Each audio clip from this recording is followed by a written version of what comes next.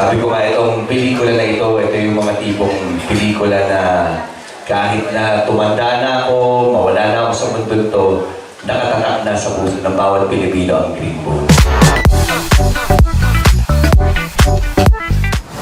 I just want to say thank you for giving so much heart and so much love to this movie.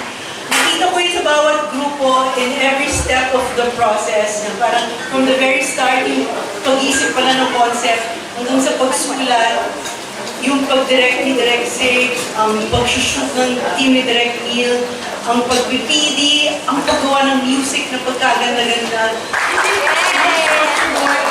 Sa success, hindi tayo pumasok sa paggawa ng pelikula para sa blockbuster, whatever.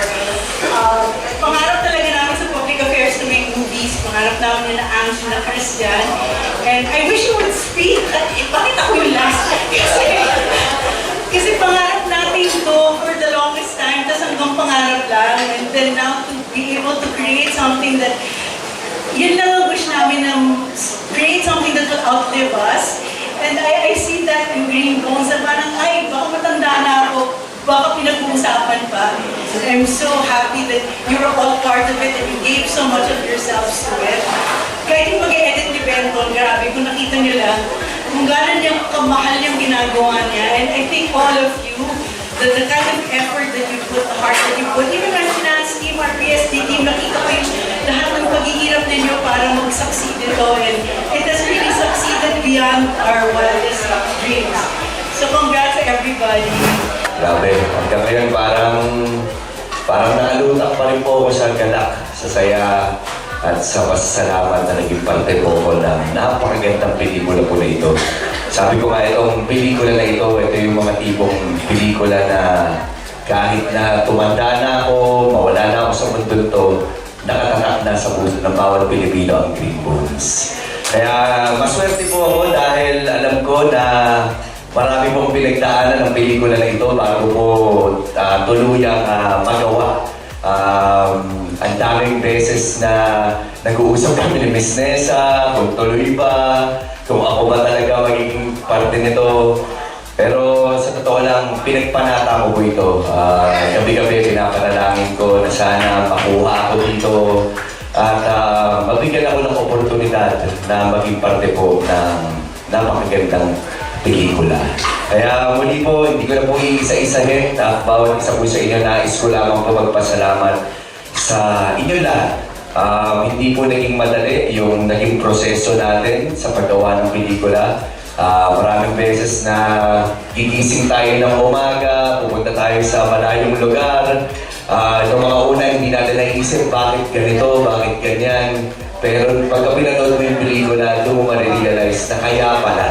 Dahil ito po yung magiging kapalit nun and sobrang worth it.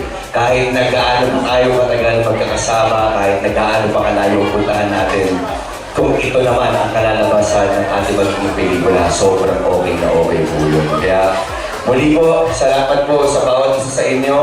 Of course, GMA Pictures, GMA Public Affairs, Miss Nessa, kung gaano ako grateful sa lahat ng cast, of course, kay Kuya Dennis, sa lahat, sa inyo po lahat. Maraming salamat to Miss Ange, to Sir Ricky, thank you po, and of course, Direk Zig. Si Direk Zig talagang non-stop din yung pag-uusap namin bago namin simulan yung bawat eksena, and katulad nga na sinabi niya, talagang yun talaga yun yung magic ng isang project. As long as nagko-collaborate ang lahat, nagtutulungan, talagang tagumpay ang ating mararating. Kaya ito po yung naging kapalit nun. Kaya muli, maraming salamat po at mabuhay po tayong lahat. God bless everyone. Tara po lahat, hindi ko lang kung sino mapapasalamatan kundi yung mga tao na wala dito dahil alam ko marami pa talagang nagtulong-tulong para buuin itong project na to. Ito yung sinabi ni Direk Zig, isang village ang kailangan magtutulong para ikwento itong ganito kanyang proyekto. Kaya maraming salamat sa kanilang lahat, sa inyong lahat, dahil hindi namin magagawa yung mga trabaho namin ng mabuti, kundi dahil sa suporta natin lahat, sa tulong-tulong natin lahat. Kaya maraming salamat, mag-enjoy tayo ngayong gabi. Palakpakan natin ang mga sarili natin dahil napakaganda ng pelikulang gawa natin. Thank you po.